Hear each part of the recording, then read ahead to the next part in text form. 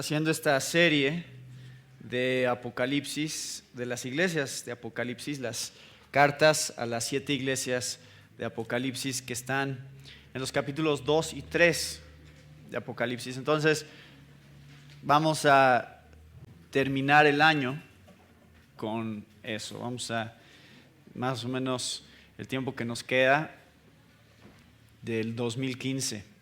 Entonces,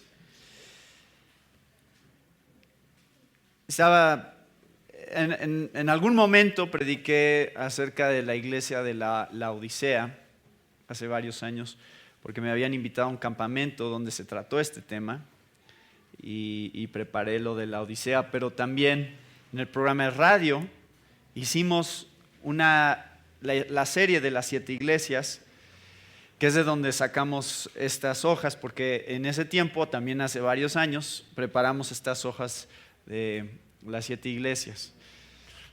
Pero no habíamos hecho la serie aquí de las 7 iglesias, solamente habíamos visto la Odisea hace varios años, y entonces creo que es una buena oportunidad ahorita en lo que queda del año ver el tiempo que tenemos de los domingos que nos quedan, ver esta serie. Entonces, acabamos de terminar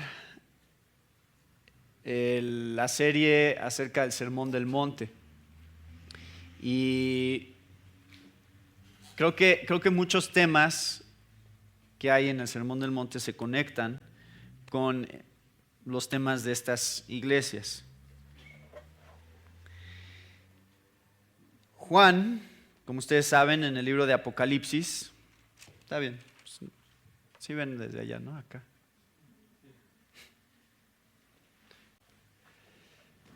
Juan, en el libro de Apocalipsis, había sido enviado a la isla de Patmos, donde fue que tuvo todas estas visiones y tuvo un encuentro con Jesús, en el cual escuchó este mensaje específicamente a 7 iglesias de Asia Menor. 7 es un número que representa perfección, es un número que representa algo completo en la Biblia, y es por eso que son 7 estas iglesias. No tanto porque sea que un número al azar que escogió Dios nada más para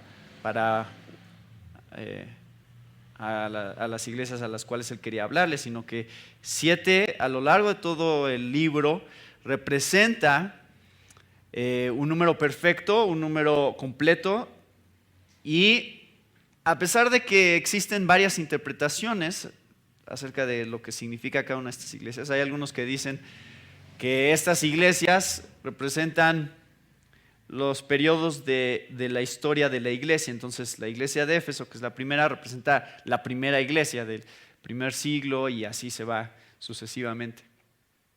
Yo no creo que ese sea el caso. Yo creo que en realidad siempre han existido iglesias como todas las iglesias que están aquí mencionadas. Entonces, estas iglesias son representativas de la iglesia que siempre ha existido, de todas las diferentes situaciones que se dan en la iglesia, en todas las épocas de la iglesia. Y lo vamos a ver, al ir estudiando todas estas iglesias se van a dar cuenta que en realidad todo lo que está mencionado aquí es relevante y es actual en lo que nosotros estamos viendo hoy en día. Entonces vamos a empezar a leer Apocalipsis capítulo 2 y vamos a ver qué es lo que dice el mensaje a Éfeso. Escribe al ángel de la iglesia en Éfeso, el que tiene las 7 estrellas en su diestra, el que anda en medio de los 7 candeleros de oro, dice esto: yo conozco tus obras y tu arduo trabajo y paciencia, y que no puedes soportar a los malos, y has probado a los que se dicen ser apóstoles y no lo son, y los has hallado mentirosos. Y has sufrido y has tenido paciencia y has trabajado arduamente por amor de mi nombre y no has desmayado. Pero tengo contra ti que has dejado tu primer amor. Recuerda por tanto de dónde has caído y arrepiéntete y haz las primeras obras, Pues si no, vendré pronto a ti y quitaré tu candelero de su lugar. Y si no te hubieras arrepentido, pero tienes esto, que aborreces las obras de los nicolaítas, las cuales yo también aborrezco.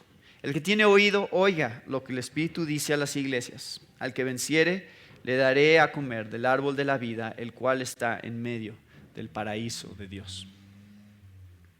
Señor, bendice este tiempo juntos, bendice el mensaje de tu palabra, que podemos ver en cada una de estas iglesias cómo es que hay características de estas iglesias que podemos ver en nuestra iglesia y en otras iglesias también, Señor. Sabemos que tú quieres que escuchemos con cuidado, que pongamos atención y que seamos redarguidos por tu Espíritu acerca de las cosas que tú quieres decirnos a nosotros específicamente. En nombre de Cristo Jesús, amén. Bueno, el mensaje a Éfeso. Vamos a empezar hablando un poquito acerca de Éfeso. Esta iglesia de Éfeso es en realidad la iglesia más importante de todas en cuanto a influencia, en cuanto a ubicación geográfica y en cuanto a influencia. Este era un centro de comercio y era un lugar donde había mucho tránsito de una ciudad a otra. Había un puerto, había muchos negocios, mucho trabajo aquí. Una ciudad, creo que si no me equivoco, leí algo así como 250,000 habitantes, algo así. Entonces, un poco más grande que Coajimalpa, pero una ciudad muy importante. Ahora, Éfeso es esta iglesia que había sido fundada por Priscila y Aquila y que había tenido la mayor influencia en relación a que de aquí habían salido estas otras iglesias. Las otras 6 que vamos a leer realmente salieron de la iglesia de Éfeso. Entonces Éfeso era la iglesia madre, digamos, la iglesia que había comenzado la obra misionera en Asia Menor. Entonces era centro de comercio, pero también era un centro religioso. Ahí, como se juntaba mucha gente de muchos lugares que pasaba por ahí, precisamente, entonces también había una gran mezcla de religiones. Y en Éfeso estaba una de las 7 maravillas del mundo, el templo a la diosa Artemisa o Diana para los romanos. Y entonces este era un lugar de mucha atracción, era el equivalente de nuestra Basílica de Guadalupe, ¿no? Jala gente de muchos lugares que vienen hasta acá para ver este lugar porque es un punto de encuentro religioso, de peregrinaciones, de este tipo de cosas. Eso estaba en Éfeso. Y entonces, Éfeso es una ciudad muy importante, no solamente porque era un centro de comercio, un centro religioso, sino porque también era un centro de ocultismo. Es decir, había mucho paganismo aquí y había muchas cosas que se daban en relación al ocultismo y el mundo espiritual. Y vamos a leer una de esas historias en un momento que está en Hechos 19, pero en un momento vamos a leer sobre eso. Entonces eso nada más les da un contexto acerca de esta ciudad, que es donde estaba la iglesia de Éfeso. Y dice Jesús: escribe al ángel de la iglesia en Éfeso. Ahora, el ángel viene desde un poquito antes, cuando estábamos en el capítulo 1, en donde se hablaba de los ángeles de las 7 iglesias, versículo 20 del capítulo 1. El misterio de las 7 estrellas que has visto en mi diestra y de los 7 candeleros de oro. Las 7 estrellas son los ángeles de las 7 iglesias. Entonces, cada iglesia, cuando Jesús habla a cada iglesia, dice, escribe al ángel. Ahora hay mucha controversia sobre esto, hay muchas interpretaciones diferentes acerca de quién es este ángel. Hay algunos que dicen, bueno, pues es un ángel. Ángel es simplemente el significado de esta palabra en griego, es mensajero, es alguien que lleva el mensaje. Pero entonces nos preguntamos, dentro del contexto de Apocalipsis, ¿cómo podemos interpretar cuando habla de un ángel? Hay algunos que dicen, bueno, es que ángel entonces representa al pastor de cada iglesia, porque es el mensajero, es al que está dirigido él como encargado, como líder de cada iglesia. Se está dirigiendo Jesús hacia el pastor y que el pastor comunique el mensaje. Entonces ángel no es un ser espiritual, es una persona que está representada como el pastor, representante de cada iglesia, encargado de liderar cada iglesia en los caminos de Dios. Otros dicen, bueno, no, ángel representa el conjunto de todos juntos, ángel es representativo de cada iglesia.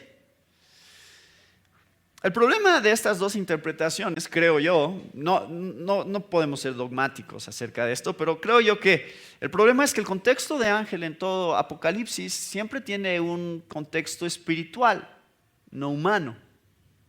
Entonces, la otra interpretación, que no estoy diciendo así es, pero es lo que yo creo, basado en lo que he estado leyendo en el resto de Apocalipsis, es que de hecho sí hay un ángel que está asignado por Dios sobre cada iglesia.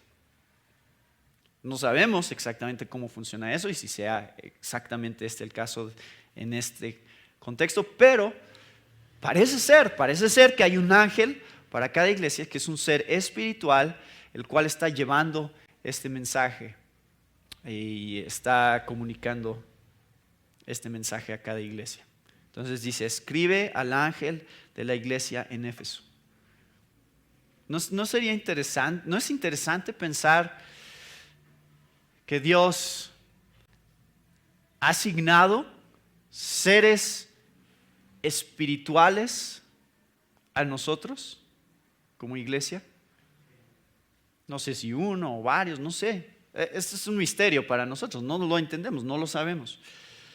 Pero eso me hace pensar que probablemente sí hay este tipo de contexto. Si ven Daniel 10, versículos 10, 12, Daniel 10, 12 hasta el 11, 1, van a encontrar algo de esta idea de los ángeles siendo los que comunican el mensaje.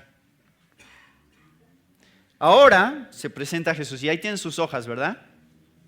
En sus hojas ven que en cada iglesia hay un aspecto acerca de Jesús, cómo se presenta Jesús delante de Juan cuando está hablando de cada iglesia. Y en este caso de Éfeso, él dice, el que tiene las 7 estrellas en su diestra, el que anda en medio de los 7 candeleros de oro. Ahora, esta es una referencia a algo que ya se había dicho antes, en el versículo 12, cuando Juan vio a Jesús y dice, y me volví para ver la voz que hablaba conmigo, y vuelto vi 7 candeleros de oro, y en medio de los 7 candeleros a uno semejante al Hijo del Hombre. Ahora, en este versículo, en el capítulo 1, versículo 12, Jesús está en medio de los 7 candeleros. En el capítulo 2, versículo 1, anda en medio de los 7 candeleros. Hay esta idea que nos regresa a esta imagen del huerto del Edén en Génesis, cuando Dios se paseaba en el huerto para tener comunión con Adán y Eva. Y evoca este tipo de imágenes en nuestra mente cuando pensamos que aquí están, porque leímos en el versículo 20 que los 7 candeleros son las 7 iglesias. Entonces la imagen de que Jesús ahí está paseándose entre las iglesias, viendo qué es lo que está sucediendo, en comunión con ellos, cercano a ellos, no alejado, no como este Dios que es el Dios en el que creen los deístas, que está alejado de nosotros, sino un Dios que ha bajado, ha descendido, quiere estar entre nosotros, quiere tener comunión con nosotros. ¿Y qué les dice? Yo conozco tus obras. Dios no es indiferente a lo que estamos viviendo aquí, en Cuajimalpa, en esta iglesia. Dios no dice, bueno, ahí háganse bolas ustedes, yo me regreso en unos años a ver si ya solucionaron sus situaciones que traen. Jesús no dice eso. Dice, yo estoy ahí caminando entre ustedes, conozco perfectamente cada uno de los problemas, cada una de las situaciones que ustedes están viviendo como iglesia, yo la conozco. Eso es increíble, Estas son palabras que deberían de ser palabras de ánimo, porque son palabras que nos muestran la cercanía y el interés que Dios tiene en nuestras vidas. Es fácil que vivamos nuestras vidas y la rutina y vengamos todos los domingos a la reunión y se nos olvide, realmente que se nos olvide que Jesús está aquí entre nosotros. Que Jesús realmente conoce cada una de las situaciones y está interesado en lo que está sucediendo. Las 7 estrellas, nuevamente tenemos los candeleros. Las 7 estrellas son los ángeles que están a la diestra de Dios, encargados de ser mensajeros a cada una de estas iglesias, están asignados a cada una de ellas. Los 7 candeleros son las iglesias. Y esa es otra de las razones por las que no creo que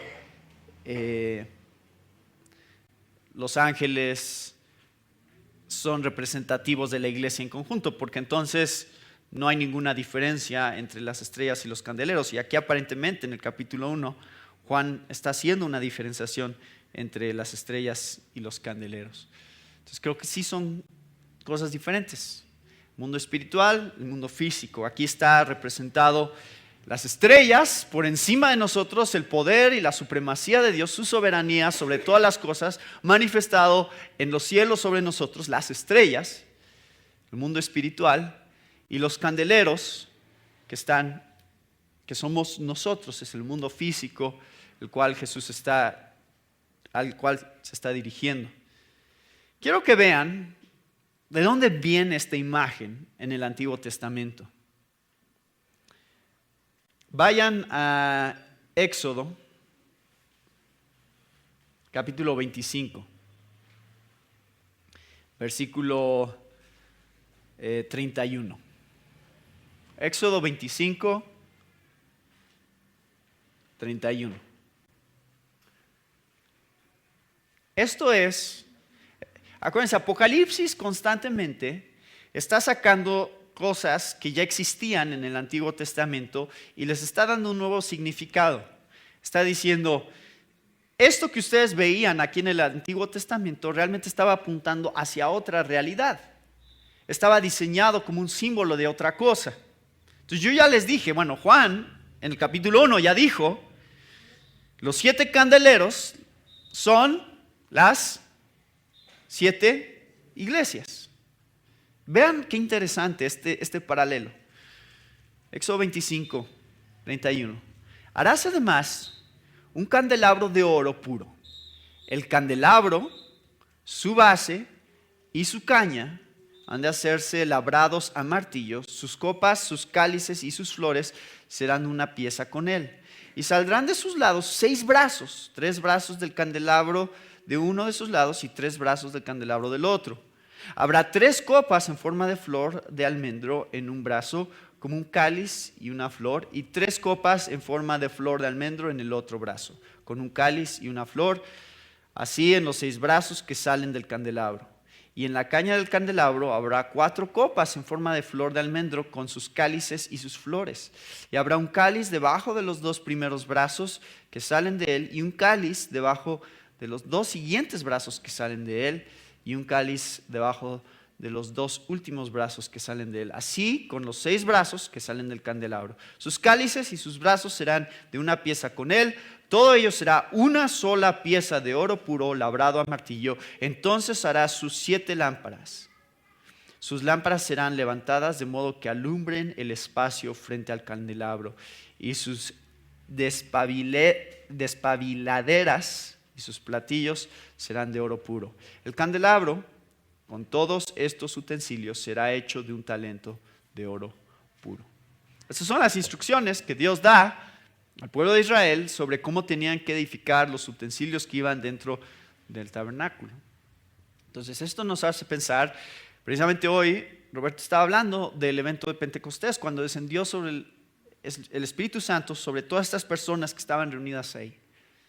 Y nos hace ver todas estas imágenes que están desde el Antiguo Testamento, que Dios tenía un propósito y un diseño para nosotros como iglesia, que es que a través de el Espíritu Santo morando en nosotros, que fue enviado por Jesús cuando ascendió con su Padre, fue enviado para específicamente ayudarnos a nosotros como iglesia ser la luz de este mundo. Somos como candeleros que están en un lugar rodeado de tinieblas, que están diseñados por medio del Espíritu Santo. El fuego del Espíritu Santo hace que nosotros tengamos la capacidad de ser de testimonio a todos los que nos rodean. ¿Se acuerdan de Mateo 5, cuando estábamos estudiando el Sermón del Monte? ¿Qué dijo Jesús? Dijo: ustedes son la sal de la tierra, la luz del mundo. No escondes un candelero debajo de la mesa y dices: a ver, que nadie vea la luz, voy a poner esto en el lugar más oculto, sino que lo pones en un lugar elevado donde pueda alumbrar lo más posible. Esa es la idea de la iglesia que Dios estableció. Este candelero, los 7 candeleros, representan la iglesia. El fuego, el Espíritu Santo, que nos da la capacidad de ser luz. Porque el Espíritu Santo es el que transforma nuestros corazones, el que trabaja para nuestra santificación. Entonces, quiero que vean, esto es importante, esto es cómo se une toda la Biblia, cómo se armoniza toda la Biblia y nos comunica el mismo mensaje de principio a fin. Las cosas en el Antiguo Testamento apuntando hacia cosas que habría más adelante, que nos mostrarían la realidad a la cual apuntaban. Y la supremacía, el control de Dios, creo que las estrellas y los ángeles representan el poder sobrenatural, espiritual que Dios tiene sobre todas las cosas. Y la manera en que todas las cosas se sujetan a Él. Entonces, esto es algo de lo que leemos aquí en la introducción a la carta de Éfeso. Ahora, ahí tienen sus hojas. Esto es, acabamos de describir a Jesús. Hay una sección ahí que habla acerca de cómo es descrito Jesús. ¿Ya vieron cómo se manifiesta Jesús específicamente en esta carta? Ahora empieza a hacer una evaluación de la salud espiritual de la iglesia. Dice: yo conozco tus obras y tu arduo trabajo y paciencia, y que no puedes soportar a los malos, y has probado a los que se dicen ser apóstoles y no lo son, y los has hallado mentirosos, y has sufrido y has tenido paciencia y has trabajado arduamente por amor de mi nombre, y no has desmayado. Cuando Jesús hace una evaluación de la salud espiritual, primeramente dice: ustedes son una iglesia que tiene buen discernimiento de las cosas. Puede discernir. ¿Qué es lo que pueden discernir?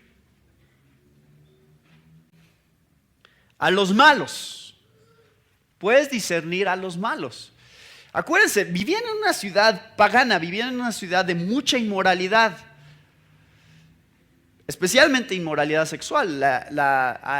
El templo de Diana tenía muchos sacerdotes y sacerdotisas, profetisas, no sé qué eran exactamente, pero parte de todo lo que se daba ahí era prostitución, especialmente con las mujeres que estaban empleadas ahí en el templo de Diana. Y era una ciudad de mucha inmoralidad, era una ciudad en la cual la promiscuidad y la libertad de preferencias sexuales era promovida. ¿Verdad? Quiero que vean cómo es que probablemente no es tan diferente a nuestra sociedad, aunque Heráclito, que es un filósofo griego, describe a Éfeso como una ciudad terrible para vivir por la inmoralidad que había. Decía, si puedes, busca, no tengo aquí la cita, pero básicamente decía, es preferible convivir con perros que con la gente de Éfeso.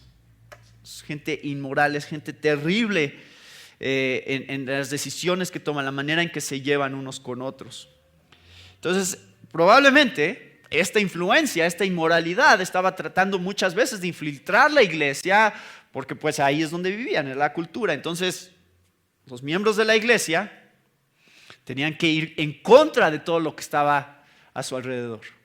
Tenían que decir, no, Dios estableció esto como el parámetro para mi conducta sexual, que es todo lo que es dentro del matrimonio es lo que está permitido por Dios, todo lo que está fuera del matrimonio y dentro de fuera de este pacto es pecado. Y eso no es muy popular decirlo, pero probablemente eso es lo que ellos estaban diciendo y es lo que nosotros tendríamos que hacer también. Entonces tenían un discernimiento moral. Y esto creo que es la referencia a los malos, que no soportan a los malos. A lo mejor había situaciones dentro de la iglesia de gente que estaba viviendo un estilo de vida inmoral y los expulsaron de la iglesia. Dijeron, ¿sabes qué? Si tú dices que eres cristiano, no puedes seguir viviendo así. No puedes seguir viviendo en adulterio, no puedes seguir viviendo en homosexualismo. Si no te arrepientes, fuera. Probablemente era este tipo de iglesia. Por otro lado, dice, has probado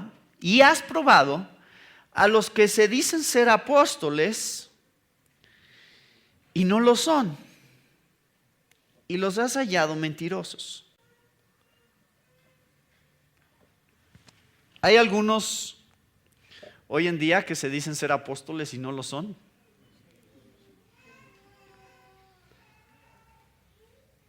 Bueno, evidentemente en ese tiempo seguían vivos los verdaderos apóstoles, entonces era fácil tratar de asociarse como parte del, por lo menos el círculo de apóstoles, es decir, había el círculo más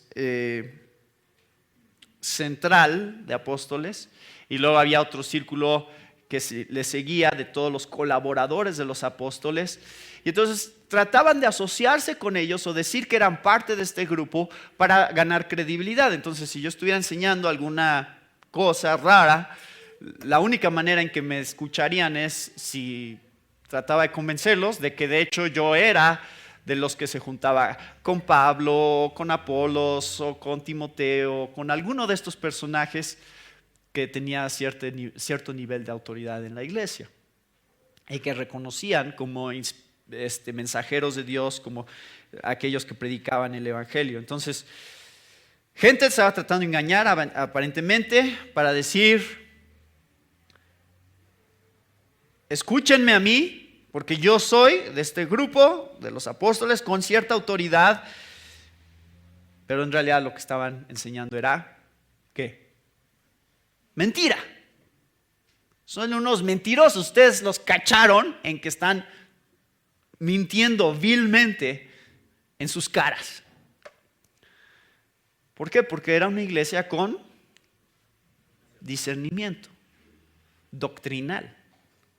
Sabían detectar cuando alguien estaba diciendo algo que no iba de acuerdo al evangelio de Cristo. Entonces, esta es una iglesia que Dios dice, está bien, esto es bueno. Qué bueno que están así. No es de sorprendernos, fíjense. Quiero que visualicen esta iglesia. Una iglesia que fue comenzada por Priscila y Aquila, como ya veíamos, en donde predicó Apolos, que es considerado uno de los predicadores más elocuentes del Nuevo Testamento, en donde Timoteo había sido pastor, en donde Pablo pasó 3 años enseñando. O sea, imagínense que eso fuera, que nosotros dijeran, ¿saben qué? Nos escribió nuestro hermano Pablo, quiere pasar 3 años con nosotros para enseñarnos doctrina. Y viene y se queda 3 años para enseñarnos. Imagínense si esa iglesia no estaría sólida doctrinalmente. Bueno, no solo eso, a ver, ahí les va, esta es la iglesia de las celebridades de la Biblia. Juan, el apóstol Juan, esta era su iglesia. Probablemente cuando fue desterrado a la isla de Patmos, fue sacado de Éfeso. Y dice la tradición judía que después de Patmos regresó nuevamente a Éfeso, a la iglesia de Éfeso. Entonces imagínense estar en un servicio y dijeran, bueno, ahora va a compartir su testimonio nuestro hermano Juan, el apóstol Juan. A ver, Juan, cuéntanos algunas de las cosas que viviste con Jesús. Sí, me acuerdo que una vez estábamos caminando con él y nos empezó a contar. Imagínense, ¿qué clase de iglesia sería esta que ha escuchado tantas cosas acerca de Jesucristo, el testimonio que él dio de primera mano, y en donde el apóstol Pablo, Timoteo, Apolos, todos estos personajes pasaron tanto tiempo trabajando, enseñando, edificando el conocimiento de esta iglesia? Imagínense si los miembros de esta iglesia no podían discernir luego cuando alguien les estaba mintiendo. No me sorprende, honestamente, viendo la historia de Éfeso, no me sorprende que esto sea lo que Jesús dice que es la característica de esta iglesia. Hasta podían oler probablemente a los falsos maestros. Nada más se acercaban y decían, este huele a falso maestro. Seguramente no sería el tipo de iglesia que veía Enlace o sería el tipo de iglesia que no compraría la mitad de los libros que venden en las librerías cristianas. Sería el tipo de iglesia que tendría una iglesia como Salt, tendría una librería como Salt. Es una iglesia con mucho discernimiento y dice Jesús, efectivamente, has probado a los que se dicen ser apóstoles y no lo son y los has hallado mentirosos. Ahora, ¿cuál es lo siguiente que dice Jesús acerca de ellos? Has sufrido, versículo 3, y has sufrido,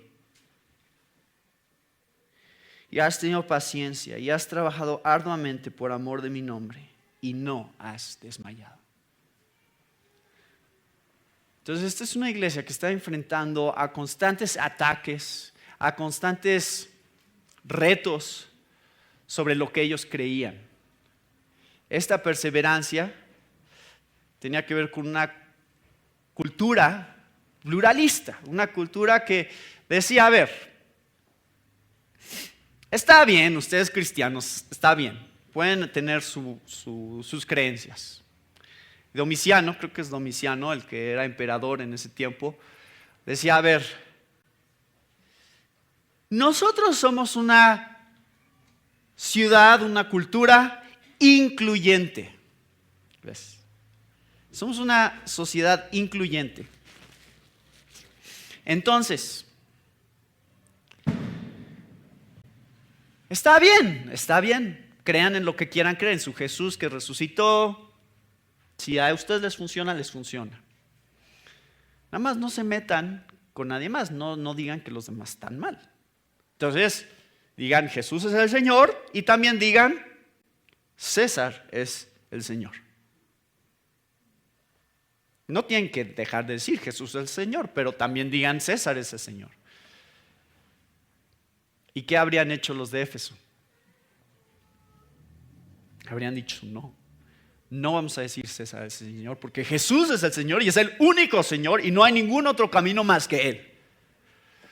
Esto no habría sido muy popular.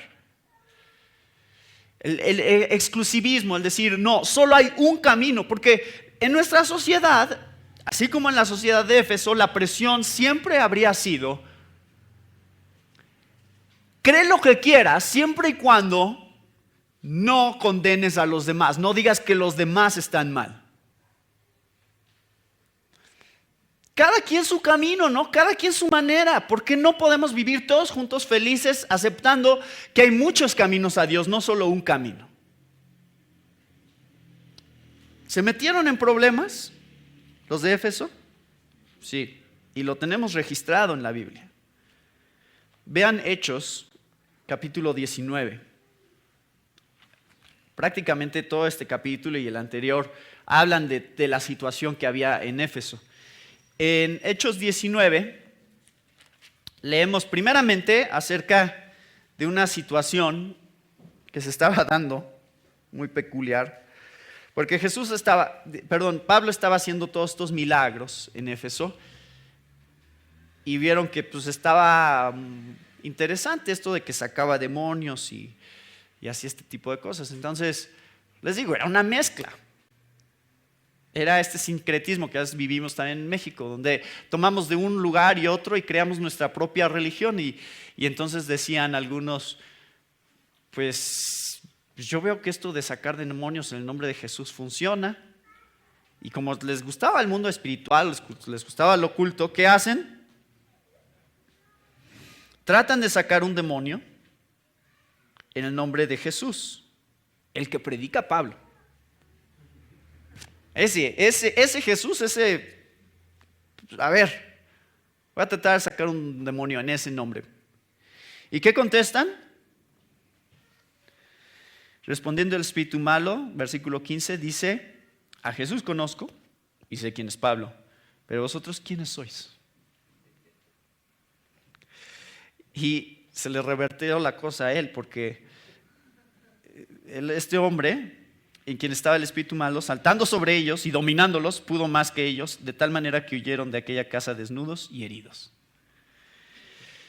Y esto fue notorio a todos los que habitaban en Éfeso, así judíos como griegos, y tuvieron temor todos ellos, y era magnificado el nombre del Señor Jesús. Y muchos de los que habían creído venían confesando y dando cuenta de sus hechos. Entonces la iglesia de Éfeso y lo que Dios estaba haciendo a través de Pablo y de la iglesia estaba causando estragos en la ciudad. Era obvio que algo estaba sucediendo. Quemaron, en los siguientes versículos, muchos quemaron libros de magia delante de todos y calculan el precio y dice que era 50,000 piezas de plata. O sea, mucho dinero invertido en libros de magia que fueron destruidos por causa de la predicación del evangelio en esta ciudad.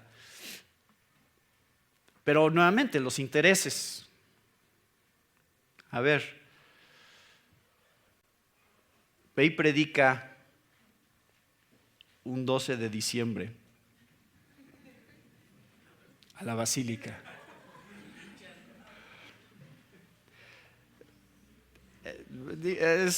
No es difícil de imaginar estos escenarios. Vean lo que sucede en el versículo 21. Está este hombre Demetrio que tiene su negocio de vender estatuitas del templo de Diana.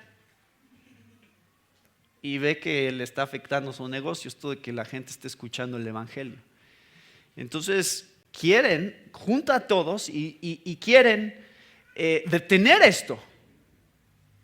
Varones, versículo 25, sabéis que de este oficio obtenemos nuestra riqueza. Pero veis y oís que este Pablo, no solamente en Éfeso, sino en casi toda Asia, ha apartado a muchas gentes con persuasión, diciendo que no son dioses los que se hacen con las manos. Esto que estás comprando, este idolito, no es un dios. Y no solamente hay peligro de que nuestro negocio venga a desacreditarse, sino también que el templo de la gran diosa Diana sea estimada en nada y comience a ser destruida la majestad de aquella a quien venera toda Asia y el mundo entero. La reina de Éfeso. Cuando oyeron estas cosas se llenaron de ira y gritaron diciendo: grande es Diana de los Efesios. Y la ciudad se llenó de confusión y aún se alzaron al teatro arrebatando a Gayo y a Aristarco, macedonios compañeros de Pablo. Pero a Pablo le dicen: no, tú no vayas, cuidado Pablo, está muy peligrosa la cosa, sí te van a linchar si sales. Pero la cosa eventualmente se tranquiliza. Pero esto les da un sentido del ambiente que existía, de la tensión que existía en la batalla espiritual que se estaba dando en esta ciudad.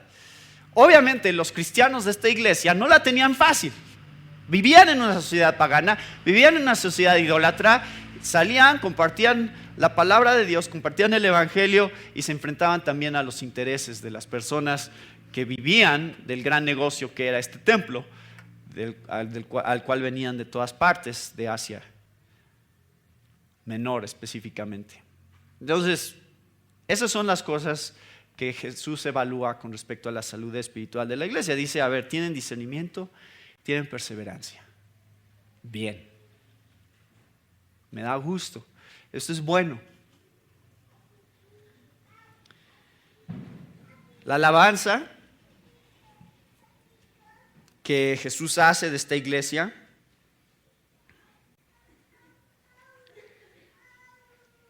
es, número uno, que tienen sana doctrina. Y número dos, a ver, quiero que vean esto es interesante. Vean versículo 6. Tienes esto, que aborreces las obras de los nicolaítas, las cuales yo también aborrezco. Ahora, ¿no es interesante?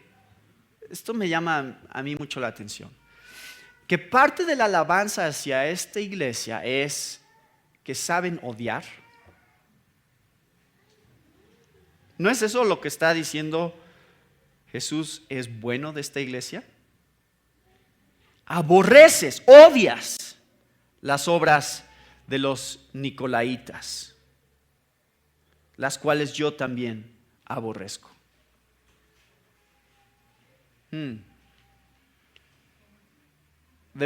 ¿Podemos ser cristianos que odian? ¿O debemos ser cristianos que odian? Sí, claro que sí. Siempre y cuando odies las mismas cosas que Dios odia. Siempre y cuando odies las mismas cosas que Dios odia.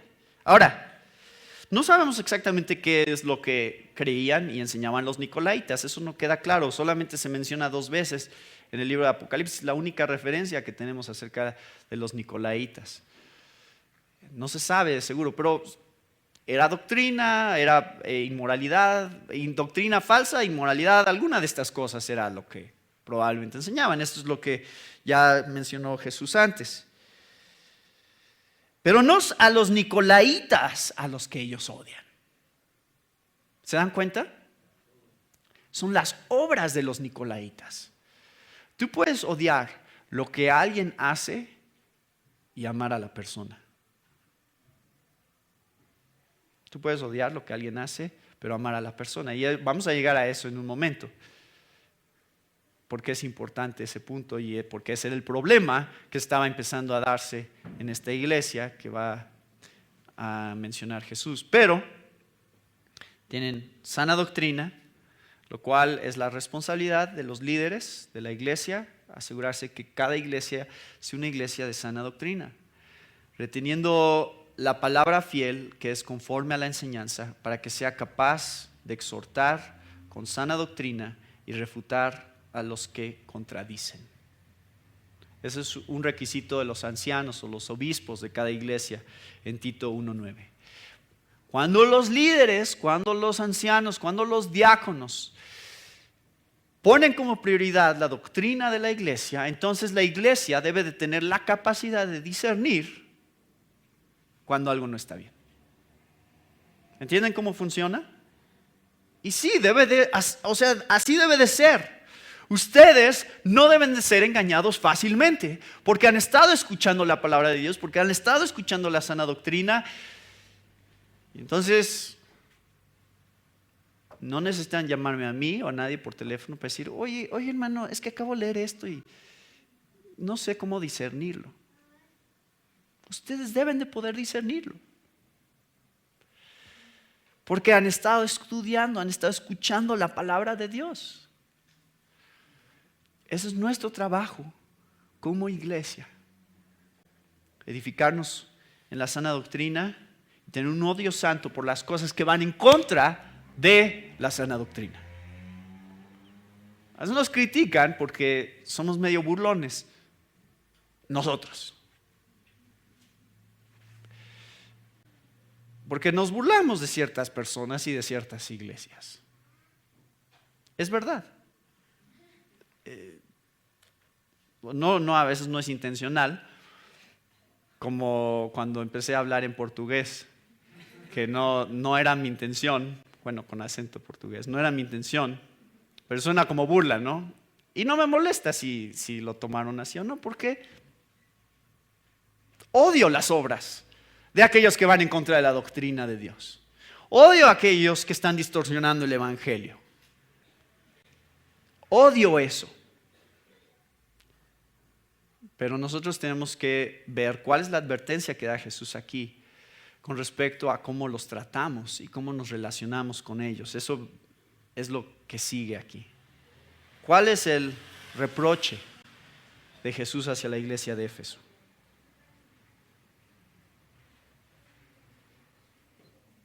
¿Cuál es el reproche?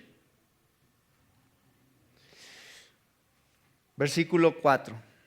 Pero tengo contra ti que has dejado tu primer amor. Otra vez, este punto de dejar el primer amor tiene muchos significados, muchas diferentes interpretaciones que se ha tratado de dar con respecto a qué significa el primer amor. Por lo regular, lo ven en relación al amor hacia Dios, es decir, el amor que tenían ellos para con Dios se había enfriado. Estaban tan enfocados en la doctrina, estaban enfocados en decir lo correcto, en detectar cuáles eran los falsos maestros, que habían descuidado la relación que ellos tenían con Dios y se habían olvidado que el punto no es la doctrina, el punto es Dios. La doctrina te debe de llevar a Dios. Si la doctrina no te lleva a ningún lado, entonces es vana. ¿Para qué estudias la Biblia si no te está llevando a amar y a conocer mejor a tu Dios? Si cada vez pasas menos tiempo en oración, cada vez pasas menos tiempo en comunión con Dios, por estar tan ocupado con tantas actividades que tenemos en la iglesia, porque sí, tenemos muchas actividades. Entonces, de repente, eso es nuestro mundo, es la actividad, es sentir que estamos siendo útiles y el ministerio y la predicación y el evangelismo y todas estas cosas y nuestra relación con Dios ya no está ahí. Ya pasa a ser algo secundario en nuestras vidas. No es el fundamento, sino es simplemente una parte más de la vida cristiana. Cuidado. Muchos toman eso y dicen, eso es lo que está diciendo. Yo creo que es un poquito más profundo aún que eso. Hay algo que viene en el versículo 3. Eso es interesante porque hay un contraste muy raro que hace Jesús. Porque dice que han trabajado arduamente, ¿por qué? por amor de mi nombre y no han desmayado. ¿Cómo puede ser que hayan trabajado arduamente por amor al nombre de Dios y sin embargo han dejado su primer amor? ¿No es un poco raro? Pero creo que se extiende más allá de eso. Puede ser que algunos tenían una relación con Cristo y una relación cercana con Cristo, pero en el afán, y aquí es donde tenemos que tener un cuidado y un balance muy claro. En el afán de ser doctrinales, en el afán de evaluar la palabra de Dios y lo que se dice de la palabra de Dios, se habían vuelto muy críticos unos de otros.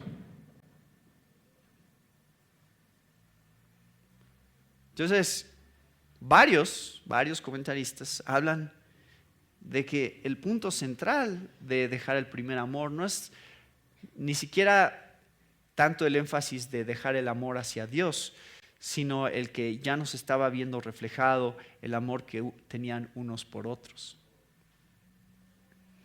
De pronto cada quien ya estaba en su mundo concentrado en lo que significa la sana doctrina, defender la sana doctrina, defender lo que era el evangelio. Y entonces había entrado un espíritu de tanta crítica y de tanta división hacia otros, que ya el amor de Dios no se manifestaba de una manera tan clara. Entonces, sea como sea, el reflejo de lo que está diciendo Jesús aquí, o lo que se estaba viendo, era un corazón frío. Un corazón, una vida y una actitud que hacía cosas y que no sentía cosas. ¿Saben lo fácil que es así, que esto pase en la iglesia? Que agarremos un ritmo y empezamos a trabajar, hacer, juntas, planeación, eventos, y no hay verdadera unidad, no hay verdadero amor entre nosotros, pero hacemos mucho. Y creo que esa es una de las cosas que Jesús está diciéndole a la iglesia de Éfeso. Tiene un corazón frío, no solo en su amor hacia Dios, probablemente, y ahorita les voy a mostrar porque también creo que sí se estaba manifestando ya una falta de amor hacia Dios. Porque primera de Juan, capítulo 4, miren, al leer los comentarios unos dicen, no, ese es el amor hacia Dios, no, es el amor hacia unos a otros. Son las dos cosas. O las dos cosas van juntas. Primera de Juan, capítulo 4, dice eso. Versículo 7. Amados, amémonos unos a otros, porque el amor es de Dios. Todo el que ama es nacido de Dios y conoce a Dios. El que no ama no ha conocido a Dios, porque Dios es amor. O sea, yo les traté de mostrar los dos lados, los dos argumentos. Pero para mí, los dos van juntos. Si fortaleces tu amor hacia Dios, estás fortaleciendo tu amor hacia tus hermanos y hermanas. Porque vas a reflejar a Dios.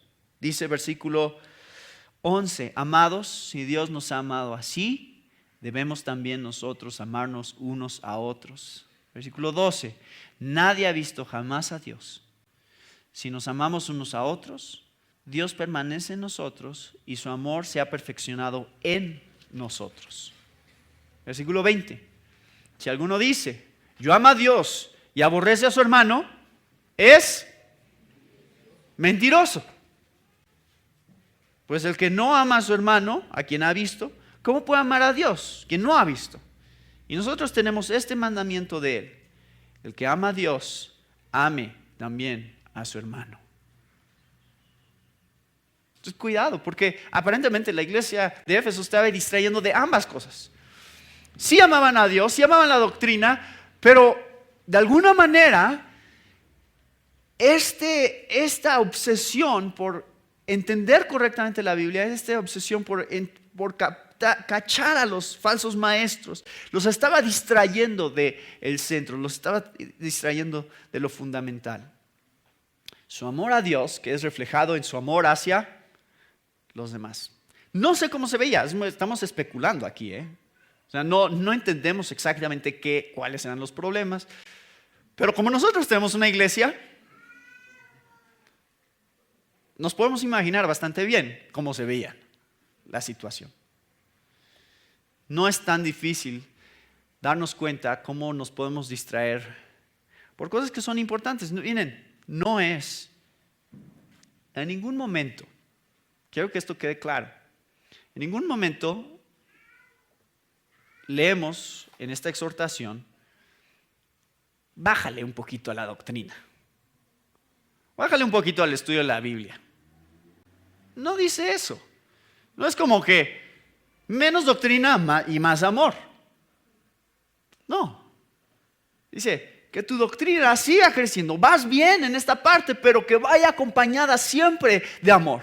Porque si no está acompañada de amor, primeramente hacia Dios y después hacia unos a otros, entonces estás en gran peligro como iglesia. ¿Cuáles son los dos más grandes mandamientos? Amarás al Señor tu Dios y amarás a tu prójimo como a ti mismo. Eso viene directamente de la boca de Jesús. Esas son las características principales que debe tener toda iglesia. Entonces, eso es el reproche que Jesús tiene para con la iglesia de Éfeso. Pero vamos a ver cuál es la exhortación en el versículo 5. Dice, recuerda por tanto de dónde has caído y arrepiéntete y haz las primeras obras, pues si no, vendré pronto a ti y quitaré tu candelero de su lugar, si no te hubieres arrepentido.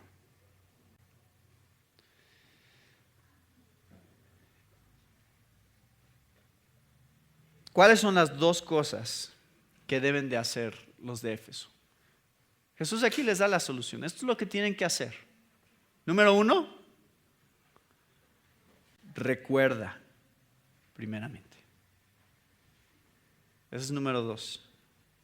Número 1, recuerda. ¿Recuerda qué? ¿De dónde has caído? O sea, regresa hacia atrás y ve de dónde te ha sacado Dios. Ve de dónde todas las maravillosas cosas que ha hecho Dios en tu vida. Acuérdate de esas cosas. Medita en la obra de Dios en tu vida. Esto lo hace Dios en toda la Biblia, con el pueblo de Israel, por ejemplo, siempre recordándoles, acuérdate cuando te saqué de Egipto, acuérdate de cuando abrí el mar rojo y pasaste en medio, acuérdate cuando cayó el maná del cielo, acuérdate de esas cosas, porque esas cosas te muestran la clase de Dios que soy. Hoy, como hacemos cada domingo en nuestra iglesia, celebramos la Cena del Señor. ¿Qué es la Cena del Señor? ¿Qué es? Recuerda de dónde has caído. Eso es. Recuerda lo que Dios ha hecho por ti. Recuerda lo que en algún momento tuviste cuando viste la gracia de Dios mostrada en la cruz, en Él derramando su sangre, recibiendo la ira de Dios de Él en tu lugar. Acuérdate. Porque si dejas de acordarte de eso, te vas a distraer con cualquier cosa. Cualquier cosa se va a hacer más importante que el amor que tienes para con Dios y para con tus hermanos. Les dice, recuerda, porque el Evangelio es la clave de la santidad. El Evangelio no es un punto allá atrás en donde decimos, un día yo entendí el Evangelio. Un día alguien me explicó y lo entendí. Ahora no decimos eso. Decimos, el Evangelio lo escuché hace 20, 25 años y desde entonces lo he tenido que seguir recordando todos los días de mi vida y viviéndolo una y otra vez. Porque la gracia de Dios y sus misericordias son nuevas cada día. Y el Evangelio es para todos los días de la vida del cristiano. Nunca, nunca vas a madurar más allá del Evangelio. Nunca vas a decir como, ¿ya puedo pasar al siguiente nivel? ¿Cuándo vamos a dejar de hablar de la cruz? ¿Cuándo vamos a dejar de hablar de eso de que Jesús murió por nosotros y su sangre y la fe? ¿Que no hay algo que sigue de eso? No hay nada después de eso, porque eso es todo. El vivir la realidad del Evangelio en tu vida es lo que hace que tú seas santificado a través del Espíritu Santo. Recuerda de dónde has caído y qué. Arrepiéntete. Puedes ver, cuando te acuerdas de esas cosas, puedes ver en dónde estás mal. Te das cuenta cuáles son las áreas. Y entonces no es nada más reconocer que se nos ha olvidado, es arrepentirnos acerca de lo que hemos estado haciendo mal. Arrepiéntete y haz las primeras obras. Muestra el tipo de amor, de pasión, de compromiso que tú tenías en un principio cuando conociste a Cristo. No nada más de proclamar el Evangelio y vivir el Evangelio en tu vida, sino de mostrarle esa gracia y misericordia y amor a los demás. Arrepiéntete y vívelo. ¿Qué pasa cuando un matrimonio está en problemas y tiene estas situaciones que están viviendo difíciles y van con un consejero matrimonial porque se andan peleando todo el tiempo, ya no se aguantan? ¿Y qué les dice el consejero matrimonial? A ver, acuérdense cuando eran novios. ¿Cómo era cuando eran novios? ¿Qué es lo que te atrajo de ella cuando eran novios? ¿Qué es lo que te atrajo de él?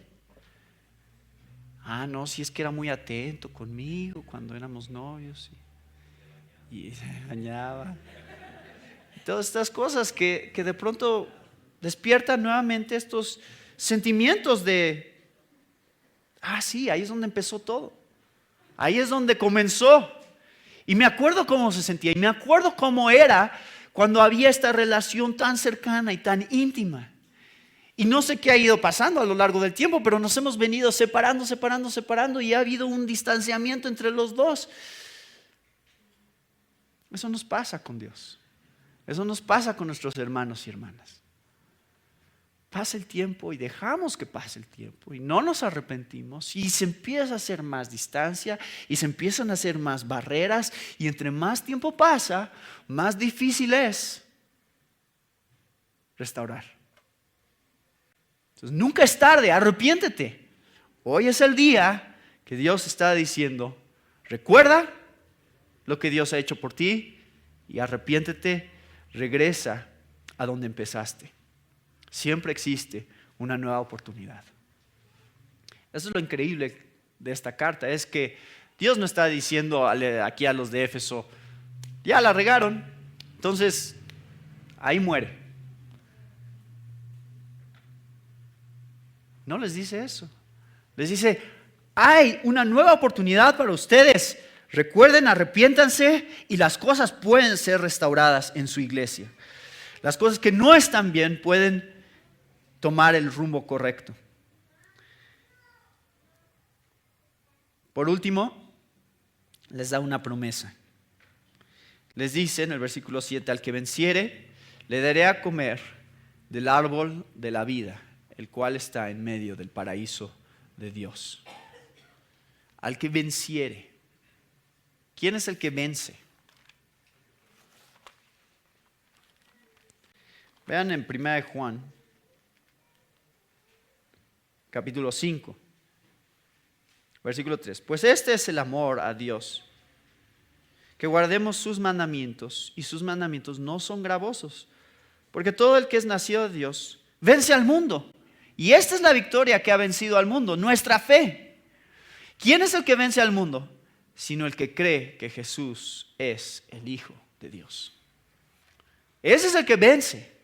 El que cree que Jesús es el Hijo de Dios, el que lo ve a Él, no a sí mismo. Aquí está la gran malinterpretación que puede existir de Apocalipsis cuando lo lees. Al que venciere. Bueno, ¿qué tenemos que hacer? Vencer. A ver, ¿quiénes son los fuertes de aquí? ¿No? ¿Quiénes van a vencer?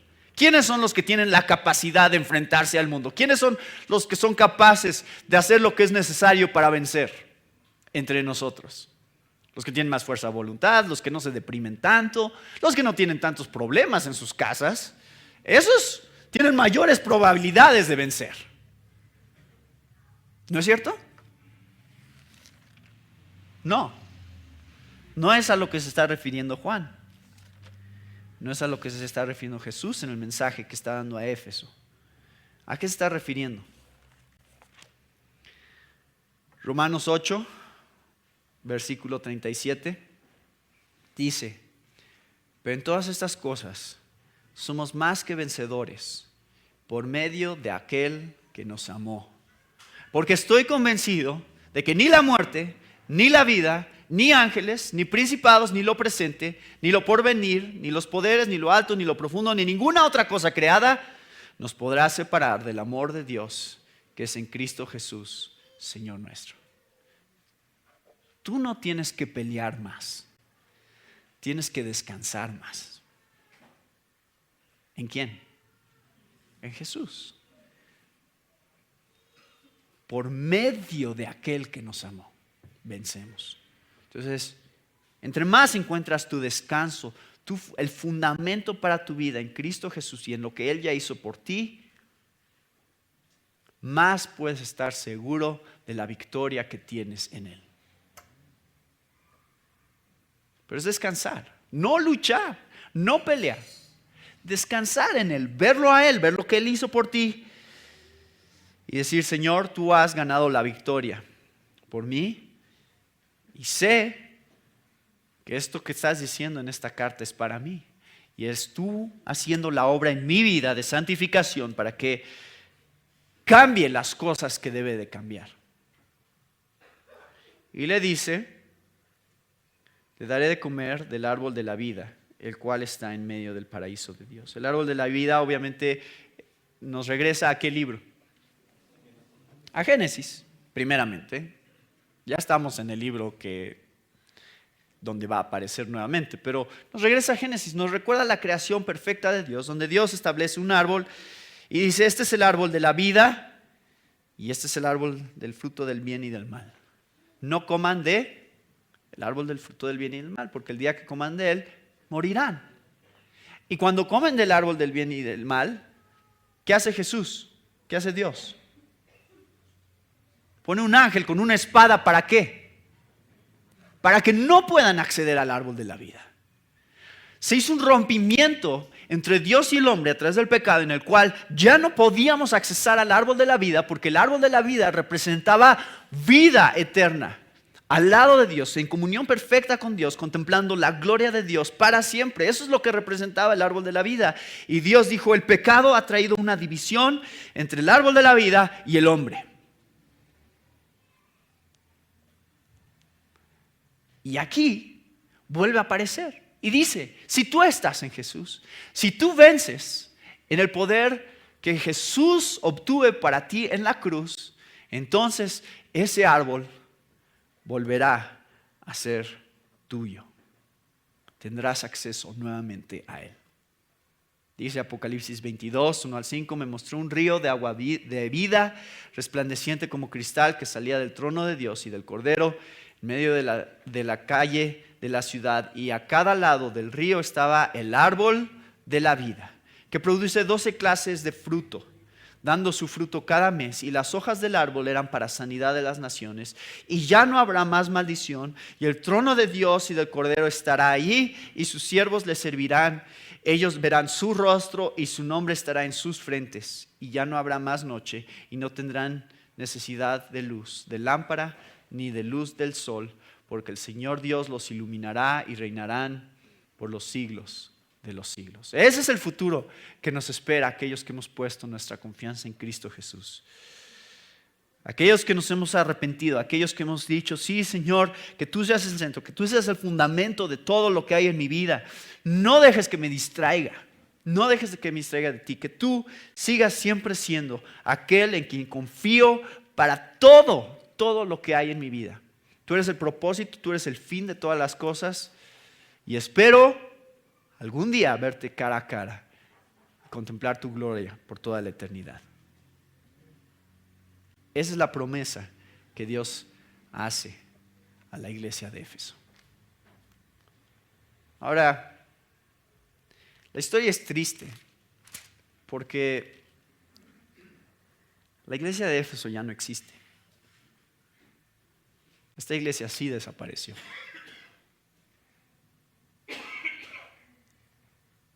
Ese candelabro, ese lugar de este candelero de la iglesia de Éfeso sí desapareció. ¿Y saben qué? Se los voy a ir adelantando ahorita porque vamos a ir viendo todas las iglesias. Pero ¿saben qué? Básicamente todas las iglesias, todas estas 7 iglesias desaparecieron. Asia Menor, esta parte que es básicamente Turquía, es una de las partes ahorita, hoy, en el mundo, con menos iglesias cristianas de todo el mundo. Todas estas iglesias que vamos a ir leyendo, que es de donde salió todo, donde la obra misionera comenzó, ahora son las áreas donde menos hay iglesias cristianas. Y eso es la soberanía de Dios, Él sabe por qué. Porque Él dice, yo no voy a dejar que ninguna área específicamente sea el área que culturalmente pueda decir el cristianismo es nuestro. Va a pasar por diferentes etapas y va a recorrer por todo el mundo y no va a ser una cosa cultural. El cristianismo es la única religión que no es cultural. Los judíos y los de Asia Menor y los de Medio Oriente no pueden decir que el cristianismo es de ellos. ¿Por qué? Porque el cristianismo ya no está ahí. Ya está en otras partes. Sí, en algún tiempo Europa y Estados Unidos eran los países donde el cristianismo era por excelencia lo que los caracterizaba. Y hoy en día esos son los países donde la iglesia nuevamente está decayendo.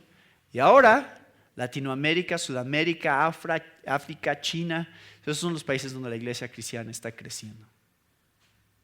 Dios no ha permitido nunca que se concentre en una sola región del mundo. Y donde era característica la iglesia cristiana, donde la iglesia más fuerte estaba en el tiempo de Pablo, ahora ya no está ahí. Pero nosotros como cristianos tenemos la gran responsabilidad ¿de qué? ¿Cuál es el mandato? Y esto está en todas las iglesias. Esto no va a cambiar. Pueden llenar todos los cuadritos igual si quieren. ¿Cuál es el mandato? El que tiene oído, oiga lo que el Espíritu dice a las iglesias. ¿Tenemos oídos? ¿Tenemos la capacidad de escuchar cómo este mensaje es para nosotros? O decimos, ay, sí, pobrecitos de los de Éfeso. Ese es el reto que cada iglesia, ese es el reto con el cual nos va a confrontar cada una de estas iglesias. Próximo domingo, la carta a la iglesia en Esmirna.